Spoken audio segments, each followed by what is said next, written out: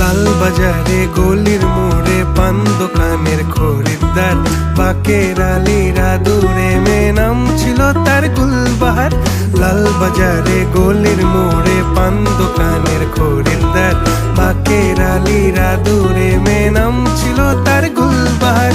নাম ছিল তার গুলবাহার, দেখতে ভারী চমৎকার, তুলনা যে হয় না তার হোসনে আরা গুলবাহার। বাকের আলীরা দূরে মেয়ে নাম ছিল তার